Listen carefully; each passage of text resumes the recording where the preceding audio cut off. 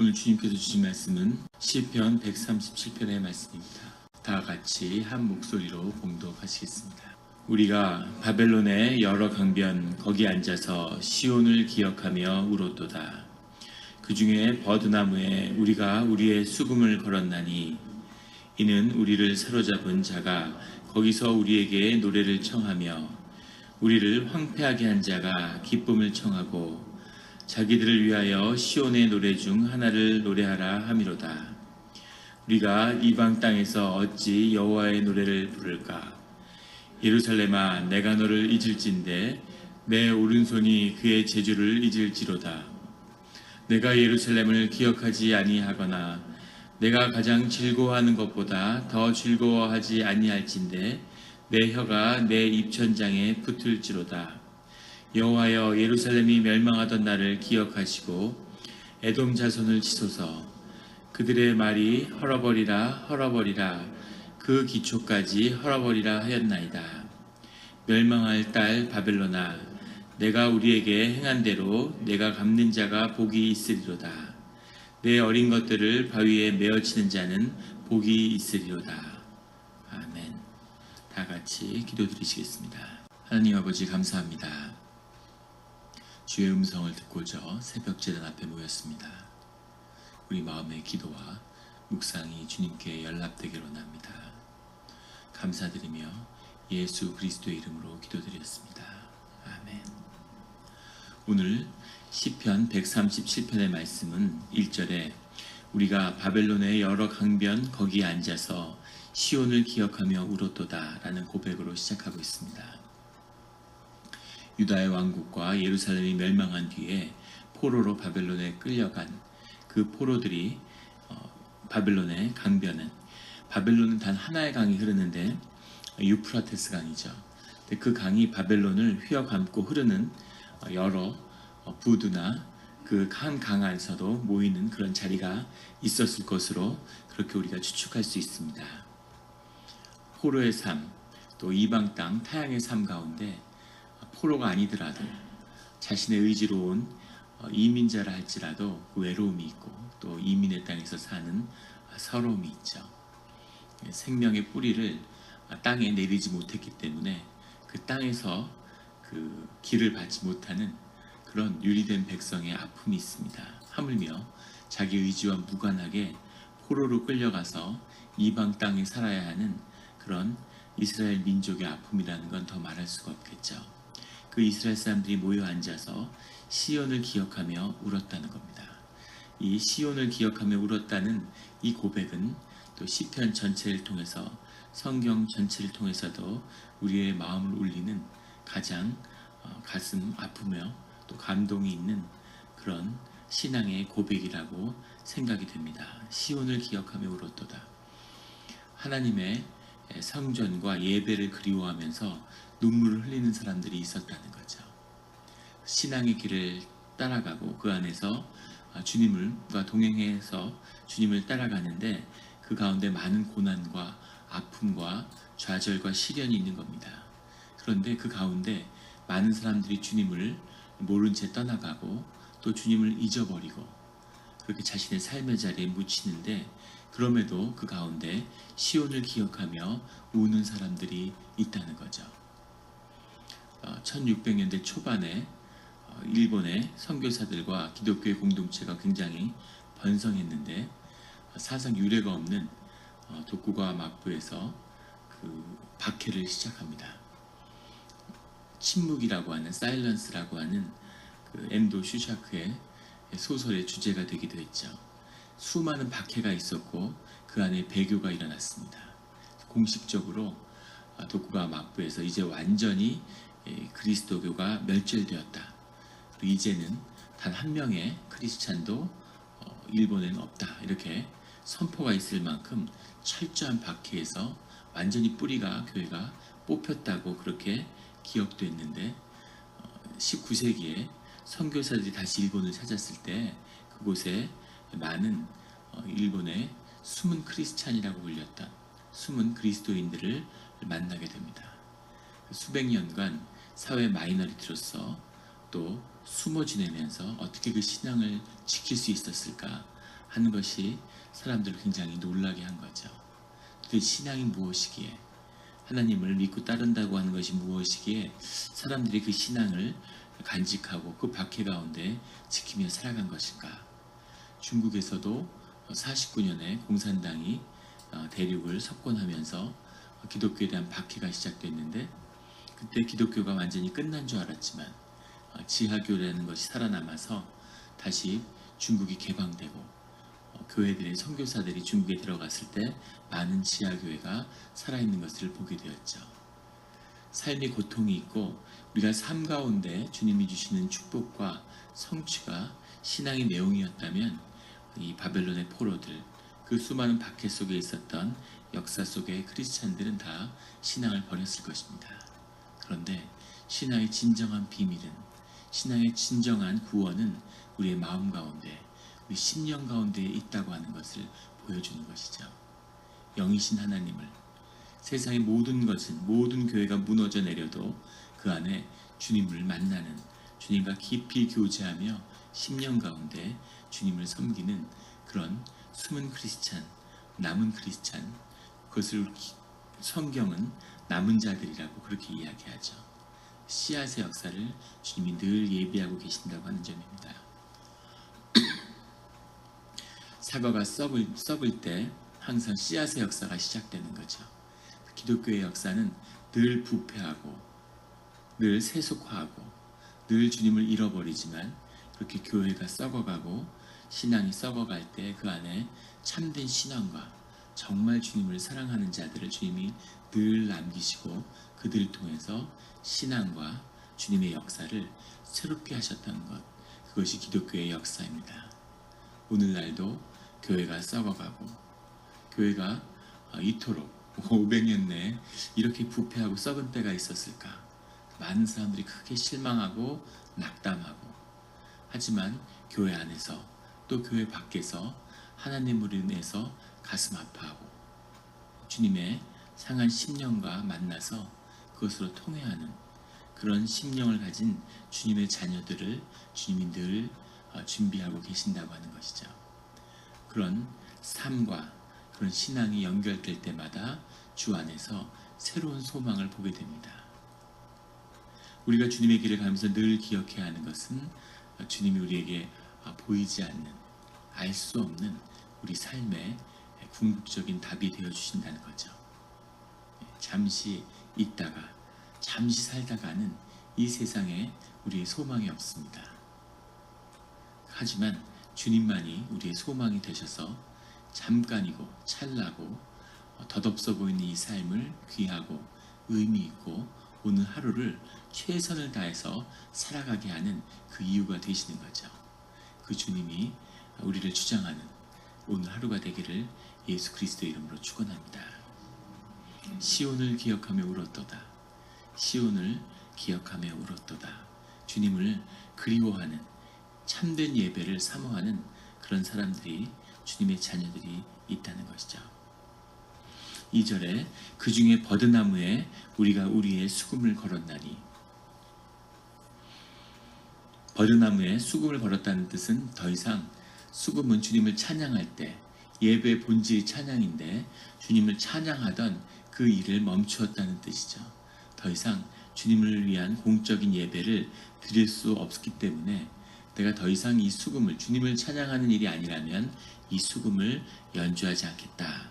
그리고 버드나무에 수금을 걸은 것입니다. 이는 3절에 우리를 사로잡은 자가 거기서 우리에게 노래를 청하며 우리를 황폐하게 한 자가 기쁨을 청하고 자기들을 위하여 시온의 노래 중 하나를 노래하라 함이로다. 여기서 노래라는 말의 정확한 원뜻은 노래의 말들입니다. 노래의 말들이라고 하는 것은 이 시편의 고백처럼 단순한 음악이나 단순한 무슨 유행 가요가 아니라 하나님을 찬양하는 찬송가가 유대인들이 불렀던 그 노래인 것이죠. 주님을 찬양했던 그 노래들이 음악으로 남아있는데 그것을 연주하라고 그렇게 청함을 받는다는 겁니다. 근데 그런 노래를 우리가 할 수 없다, 이렇게 얘기하는 거죠. 우리를 황폐하게 한 자가 기쁨을 청하고, 우리가 기억해야 할 것은 바벨론이 당시의 세계의 수도였다는 겁니다. 물론 잡혀갈 때는 포로로 어렵게 잡혀갔지만 바벨론이 이 인구 혼성 정책을 피고 종교도 모든 것을 허용하는 그런 통합 정책을 펼쳤기 때문에 그 다음 세대가 가면서 유대인들이 바벨론 땅에 정착하고 그 안에서 뿌리 내리고 출세한 사람도 나오고 잘 사는 사람들도 많았다는 거죠. 바벨론의 경제의 상당 부분을 장악했고 사실은 그것 때문에 그 영향력 때문에 예루살렘에 돌아올 수 있었다. 이렇게 분석하는 사회학자들도 있습니다. 역사학자들도 있고 로마 시대에도 역시 유대인들이 경제적으로 막강했죠. 그런데 그 당시에 가장 교육이 좋고 가장 살기가 좋고 가장 번영된 땅에 살았던 거죠. 오늘날의 샌프란시스코나 우리 몬트레이, 산호세 같은 데 사는 것입니다. 경제적으로 풍요롭고 교육으로 앞서 있고 세계에서 가장 부강하고 안전한 나라에 보호받으면서 바벨론의 시민으로 살고 있는 거죠. 그런데 그것으로는 삶이 채워지지 않는 겁니다. 그 안에서 주는 삶의 조건으로 우리가 노래하고 기쁨을 나눌 수 없다는 거죠. 왜냐하면 하나님을 알고 그 심령 가운데 하나님이 채워져야지만이 살 수 있는 우리 삶의 본성을, 우리 삶의 진실을 만나고 그 진실로 살아가는 사람들이 이 자리에 있기 때문입니다. 예루살렘이 망할 때 정말 예루살렘의 최고위층의 사람들은 자기 땅들을 미리 예루살렘이 망하는 걸 알고 바벨론의 정복군이 떠난 것을 알고 희년을 선포하고 가장 비극이다 못해 희극적인 사건이죠.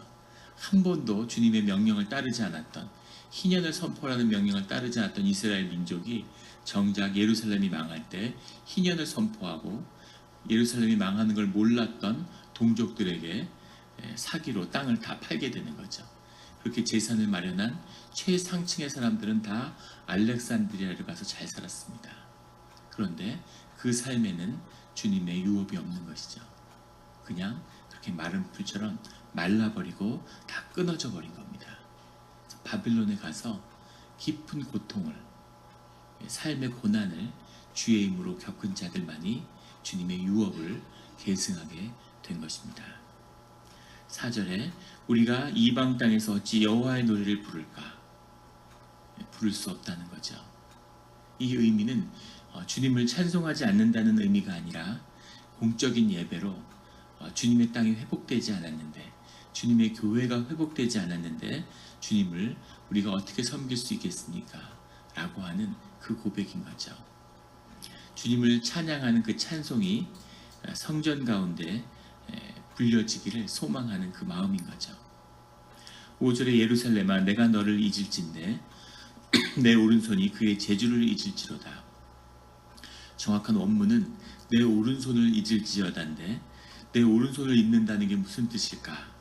지금 앞에 나오는 수금을 버드나무에 걸고 노래를 부를 수 없겠다고 하는 그 고백에 비추어 볼 때 예루살렘을 내가 잊었다면 이제 앞으로 내가 음악을 연주하지 않겠다 라고 하는, 수금을 연주하지 않겠다고 하는 그 고백으로 받아들여져서 오른손이 그의 재주를 잊을지로다 라고 이렇게 해석을 했습니다.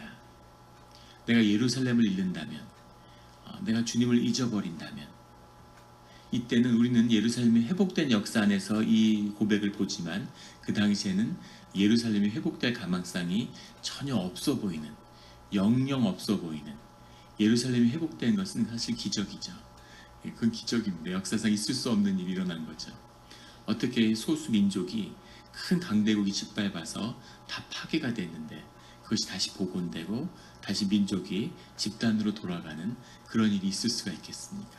근데 그 일은 성취되었지만 예루살렘아 내가 너를 잊을진데 결코 예루살렘을 잊지 않겠다고 하는 그 고백을 드리는 거죠. 6절에 내가 예루살렘을 기억하지 아니하거나 내가 가장 즐거워하는 것보다 더 즐거워하지 아니할진대. 굉장히 풀어서 어렵게 해석했는데 정확한 원문은 내 기쁨의 머리에 예루살렘을 두지 않으면, 이렇게 해석하는 게 정확한 해석입니다. 내 가장 기쁜 자리에 예루살렘의 회복을 두겠다는 거죠. 그렇지 않다면 내 혀가 내 입천장에 붙을지로다. 내가 주님을 찬양하는 주님께 고백하는, 주님께 기도하는 그 고백이 아니라면 차라리 내가 이 말을 못하는 게 낫겠다. 내 혀가 천장에 붙어버리는 그 편이 낫겠습니다. 그렇게 해주십시오라고 하는 그런 고백이죠. 얼마나 절실하게 주님께 드리는 예배가 그리워하는 그 마음을 우리는 볼 수 있습니다. 예배를 드릴 때는 예배의 감사함을 모르는 거죠. 제가 미국에서 신앙생활을 하다가 2005년도에 공부를 더 하기 위해서 영국에 갔는데 영국에서 좋은 교회를 찾지 못했습니다. 물론 좋은 교회가 있겠죠. 근데 좋은 교회가 없는 가운데 신학 공부를 하고 있는데 신앙의 교제와 깊은 그 삶의 연합을 이룰 수가 없는 거죠. 마음의 벽을 허물고 영이 연결돼서 주님을 찬양하는 그런 삶의 자리가 되어야 되는데 그게 안 되는 겁니다. 그전에는 교회 안에 있기 때문에 또 신앙의 공동체 가운데 있기 때문에 주님이 얼마나 소중한 건지를 잘 모르고 산 거죠. 항상 그 생명수를 먹으니까. 그러니까 그게 귀한지 몰랐던 겁니다. 그런데 그게 이제 없는 자리에 가서 메마르기 시작하니까 그게 얼마나 귀한 것인지, 그것이 없이 삶을 산다는 게 어떠한 고통인지를 경험하게 된 거죠. 거기서 깊이 깨닫게 된 것은 내가 내 신앙의 깊은 우물을 파지 못했구나 하는 것을 알았습니다. 자신의 신앙의 우물을 파야 되는 거죠. 그 우물을 길어서 공동체 안에서 같이 나눠 먹는 겁니다. 공동체 안에 있을 때는 누가 팠던 그걸 같이 나누기 때문에 상관이 없는데 이제 삶이 그런 공적인 예배와 교회가 무너지고 나면 거기서 시온을 그리워하면서 우는 이 심령 가운데 자신의 깊은 우물을 파서 주님을 만나는 거죠. 거기서 삶의 에너지를 기쁨을 길어 올리지 못하는 자는 말라서 죽는 겁니다. 새로운 신앙의 도전을 직면하게 되고 저는 이제 그래서 단기 선교나 이런 프로그램들을 많이 떠나게 됐는데 주님을 찾아다니는 거죠. 그런데 정말 그 주님을 우리 깊은 심령 가운데, 우리 마음 가운데, 우리 깊은 심원 안에 있는 지성소에서 주님을 모시는 그것을 만나야 내가 교회 한 부분을 이루는 것이구나. 때가 되면 내가 남이 기름물을 마시지만 또 때가 되면 내가 기름물을 다른 사람들에게 마시게 하는 그런 때가 오는 거죠. 그 자리로 나아가는 것입니다. 늘 주님의 축복이 떠나지 않는 성도님들이 되시기를 예수 그리스도의 이름으로 축원합니다. 7절에 이 주님을 향한 이 신앙의 절절한 고백의 톤이 바뀌어서 좀 다른 고백을 드리기 시작합니다. 여호와여 예루살렘이 멸망하던 날을 기억하시고 에돔 자손을 치소서. 그들의 말이 헐어버리라 헐어버리라 그 기초까지 헐어버리라 하였나이다. 에돔 족속이 이스라엘에게 씻을 수 없는 그런 상처를 안겼는데 아픔을. 에돔은 잘 알다시피 야곱의 형제였던 에서의 자손들이죠. 사실 이웃 사촌 같은 신앙을 여호와를 섬기지 않을 뿐이지 사실 뿌리로 보면 같은 민족입니다. 그런데 바벨론이 예루살렘을 점령하고 완전히 파괴한 다음에 포로들을 끌고 떠났죠. 그리고 그 안에 끌려가지 않고 남아있었던 사람들이 있었는데 그 사람들을 약탈한 겁니다. 에돔 족속이. 자기의 이웃 사촌이고 그래도 같은 민족의 피를 나누고 있는 그런 족속인데 그 이웃 사촌이며 동시에 혈연적으로도 연결이 되어 있죠. 그런데 이 민족이 이스라엘이 가장 어려운 때 그 이스라엘 민족을 노략하는 그런 짓을 행한 거죠. 이런 비슷한 일을 한 족속이 아멜렉 족속이 있습니다. 광야 때 가장 이스라엘이 어렵던 시절에 이스라엘의 고난을 조롱했던 아멜렉 족속이 있죠. 이런 것은 주님이 용서치 않는다고 하는 점입니다. 우리가 명심해야 될 예수님이 인자하시고 하나님이 인자와 자비 가운데 오래 참으시고 당신의 은혜를 베푸시는 분이지만 주님의 공의 가운데 절대로 넘어서는 안 되는 그런 레드라인이 있는 거죠. 하나님이 절대 용서치 않는 철저히 징계하는 그 징계가 임하는 레드라인이 있는데 에돔 족속이 그걸 넘어선 겁니다. 하나님의 징계가 임하는데 하나님이 그 삶을 신앙 가운데 우겨쌀 때가 있는 거죠. 그 신앙의 깊은 중심을 구하시는 때가 있는 겁니다. 삶을 쫙 좁히는 거죠. 모든 환경이 무너져 내리고 삶이 어려워지고 사면 팔방에서 막 몽둥이를 들고 때리는 것 같은 그렇게 삶이 쫙 어려워질 때가 있어요. 아마 그런 경험들을 신앙 가운데 경험하셨을 겁니다. 계속 몰아붙이면서 주님이 그 신앙에서 무엇이 나오는지, 그 삶의 중심에서 어떤 반응이 나오는지 한번 보시는 거죠. 주님이 삶 가운데 새로운 길을, 새로운 신앙의 단계를, 초등학교를 졸업하고 중학교를 가는 것처럼 이제 새로운 신앙의 단계로 인도하기 위한 그 시험의 때가 있는 거죠. 고난을 쫙 주시는 겁니다. 그런데 그 과정에서 고난받는 자들을 위해서 기도하고 그 사람들에게 긍휼함을 가질 때 주님이 그런 자들의 복을 주십니다. 삶을 연결하는. 그래서 주 안에서 고난받는 자가 있다는 건 그 안에 있는 형제들에게는 축복의 기회가 되죠. 동시에 그때 그 고난을 받는 자들을 조롱하거나 우습게 여기거나 이제까지 하나님 믿는다고 뭐 하나님 하더니 저게 뭐야 이런 식으로 조롱하는 자들을 하나님의 역사와 징계를 조롱하는 자들을 하나님이 결코 용서치 않으신다는 거죠. 우리가 반드시 기억해야 할 하나님의 교훈입니다. 하나님이 아멜렉 족속을 완전히 진멸시키셨죠. 어느 정도였냐면 사람뿐 아니라 먹이는 그 양과 무슨 가축과 그 가옥과 모든 것을 다 지우셨습니다. 아멜렉과 관련된 것 중에 남은 것이 아무것도 없어요. 나중에 아멜렉 족속을 진멸하는데 제사에 쓰겠다고 좋은 소를 남겼던 사울이 자신의 기름 부음과 왕위를 잃어버리는 계기도 바로 뭘 그렇게까지 사람을 다 죽였는데 그 중에 소를 가져다가 너무 소가 좋아서 제사에 쓰겠다고 가져왔는데 주님이 완전히 대노하신 거죠. 사울이 레드라인을 넘은 겁니다. 눈으로 보기에는 아주 사소하고 별일 아닌 것 같은데 그게 뭐 그렇게까지 큰 죄입니까? 그런데 하나님이 아멜렉에 대한 하나님의 그 징계를 모욕하는 그런 일을 또 사울이 범한 거죠.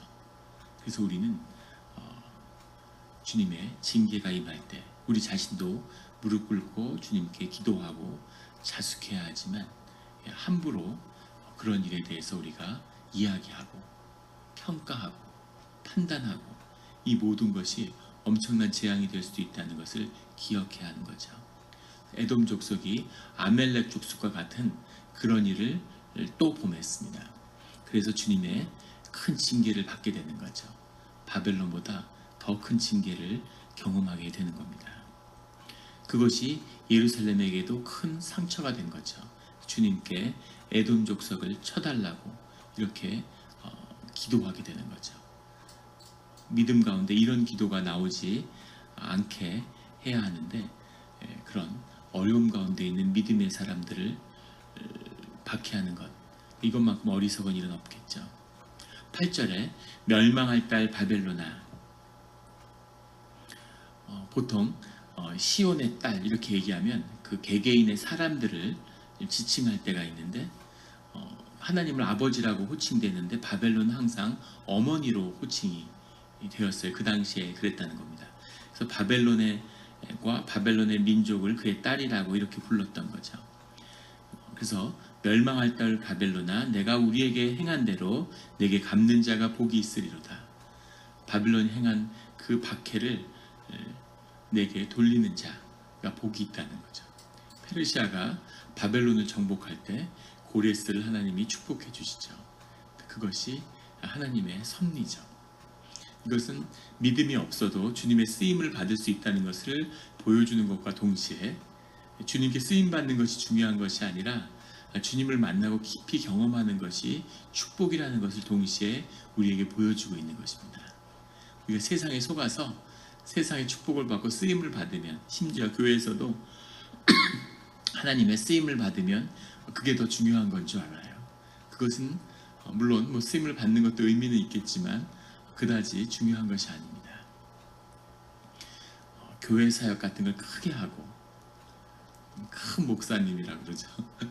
그래서 뭐 사람이 많이 모이고 큰 사역을 이루고 그러면 그것이 축복받고 그것이 뭔가 신앙을 보증하는 것처럼 그렇게 생각하는 거죠. 그런데 그것은 아무것도 아닙니다. 하나님이 돌들을 들어서도 그런 일을 할 수 있다고 말씀하셨죠. 무슨 일에 쓰임을 받는가가 중요한 것이 아니라 그 쓰임을 통해서 우리가 주님과 어떻게 만나는가, 그 쓰임을 통해서, 그 사역을 통해서 그 신앙의 길에서 우리 삶을 향한, 우리 자신을 향한, 우리 심원 가운데 거두는 그 열매가 무엇인가, 그게 정말 중요한 거죠. 주님에게 쓰임을 받았는데, 주님의 선교의 쓰임을 받았는데 본인은 구원을 받지 못하고, 하나님에게 쓰임을 받았는데 자기 삶 가운데 기쁨과 평화가 없다면 그거보다 더 비참한 게 쓰임을 받지 못하는 만도 못하겠죠. 그래서 가장 바벨론을 치는 자들도 주님의 복이 있지만 더 중요한 우리 삶 가운데 고백은 시온을 기억하며 우는 주님의 자녀들의 이 소원에 있는 것이죠. 9절에 내 어린 것들을 바위에 메어치는 자는 복이 있으리로다. 너무 끔찍한 표현이죠. 그 당시에 강대국이 이제 약소국을 침탈하고 나서 점령하면 지금같이 무슨 제네바 협약이 있는 것도 아니고 무슨 인권에 대한 보편적인 개념이 있는 것도 아니고 그 어린아이들 데려갈 수도 없고 뭐 키울 수도 없고 이 아이들을 그냥 놔둬도 죽을 텐데 바위에다가 집어 던져서 죽이는 거죠. 이것을 당하는 그 부모와 그 사람들의 고통과 아픔은 어떤 것이겠습니까? 이스라엘이 이미 경험한 그런 아픔이죠. 소련이 1945년에 베를린에 입성하는데 이렇게 수백만의 여성들이 그 겁탈을 당했다 그러죠. 그런데 그 사람들이 짐승 같고 러시아인들이 야만적이어서 그런 부분도 있을 수 있을지 모르겠지만 더 중요한 건 그런 학대를 통해서 공포를 유발시킨다는 겁니다. 전략적으로. 피난민들이 전 군대가 진격하는데 거기에 남아있으면 이제 큰 어려움이 있죠. 그 진격의 행로를 막으니까, 퇴로를 막으니까 먼저 소개시키기 위해서 공포감을 야기시키기 위해서 이제 의도적으로 그런 것을 방조하는 그것이 전략적으로 있다고 그래요. 그런 것처럼 이런 공포를 통해 사람이 공포가 들어오면 무기력해지죠. 그래서 늘 세상은 우리에게 공포를 줍니다. 두려움을 우리 마음에 안기는 거죠. 죽음의 공포. 죽음 자체는 우리를 사로잡을 수 없는데, 우리를 꺾을 수 없는데 죽음의 공포가 우리를 무기력하게 하는 거죠. 그래서 무릎 꿇게 만드는 그 공포감을 주기 위해서 이런 잔악한 행동을 했다는 겁니다. 그런데 이것을 당한 이스라엘 민족이 오늘 똑같이 너의 어린 것들을, 바벨론의 어린 것들을 바위에 메어치는 자는 복이 있으리로다, 이런 고백을 하는 거죠. 그 한과 아픔의 고백이기도 하지만 이것을 우리는 단순히 복수해달라, 이런 우리의 심령을 주님께 쏟아내는 것이기도 하죠. 우리가 이런 마음의 원한이 있는데 이것을 내가 크리스찬이니까 용서해야지 이러면 이제 심령이 상하고 병드는 거죠. 이 모든 아픔을 주님 앞에 온전히 쏟아내야 되는 겁니다. 그래야 심령이 살아나는 거죠. 그런데 동시에 우리가 받아들여야 할 것은 이것을 에돔의 역사나 아멜렉의 역사처럼 주님 안에서 악을 끊어내는, 이것을 악이라고 한번 상상해 보십시오. 그 어린 것들을 돌에 메어치라. 잔인해 보이지만 그 뿌리를 끊어야 한다는 거죠. 뿌리를 완전히 끊지 않으면 이것이 또 자라나서 삶을 옥죄는 그런 일들이 또 나타나는 거죠. 그래서 우리는 이것을 악을 향한, 악을 우리의 삶 가운데, 우리 공동체 가운데 완전히 끊어내고 주님을 회복하게 하여 주시옵소서라는 그런 고백으로 받아야 하는 것입니다. 주님이 우리에게 주시는 교훈이죠. 모든 것이 무너진, 또 무너진 것 같은 현실에서 여호와를 그리워하고 예배를 그리워하고 시온을 기억하며 울었도다. 시온을 기억하며 우는 그 주님의 자녀들이 결국 주 안에서 예루살렘을 회복시켰습니다.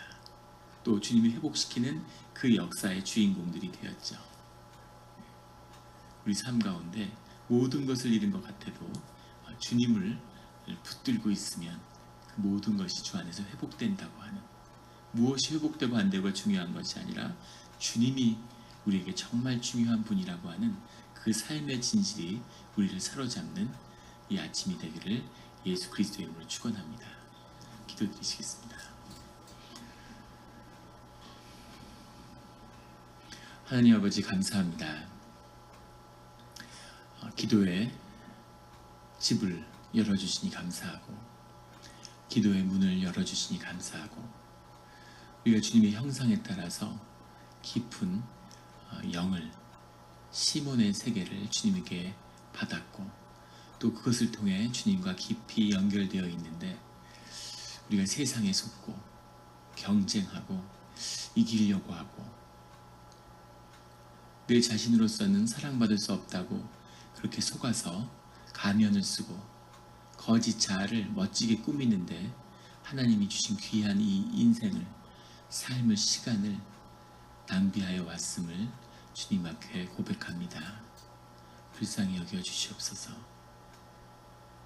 우리의 모든 환경이 다 무너지고 우리의 에고가 무너지고 찢어질 때, 부서질 때 그것이 고통스럽고 죽는 것 같지만, 그것이 깨지고 부서져야, 그래야 정말 참된 주님이 주신 나로 나를 발견하고 그 나로서 살기 시작한다는 그 하나님의 진리가 우리를 사로잡게 하여 주시옵소서.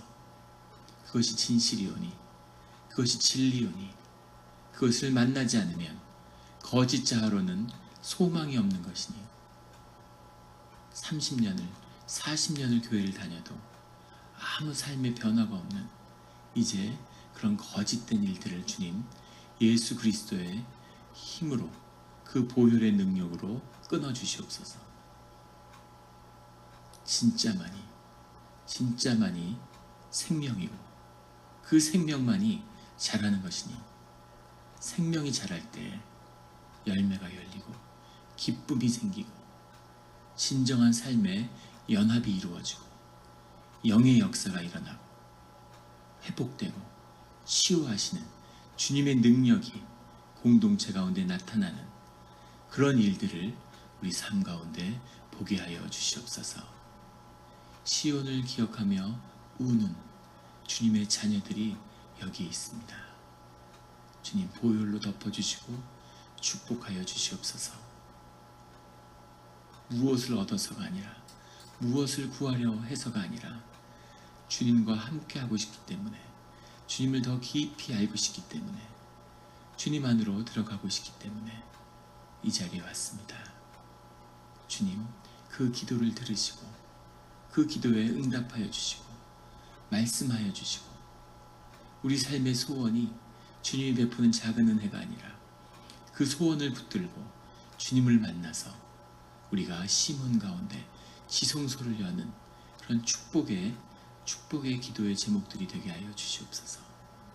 주여 아버지여, 이 새벽의 제단을 축복해 주시니 감사합니다. 기도의 문을 열어주시니 감사합니다. 천국의 문을 보여주시니 감사합니다. 우리로 기도하는, 또 기도하는, 다시 기도하는 그런 주님의 자녀가 되게 하여 주시옵소서. 감사드리며 예수 그리스도의 이름으로 기도드렸습니다. 아멘.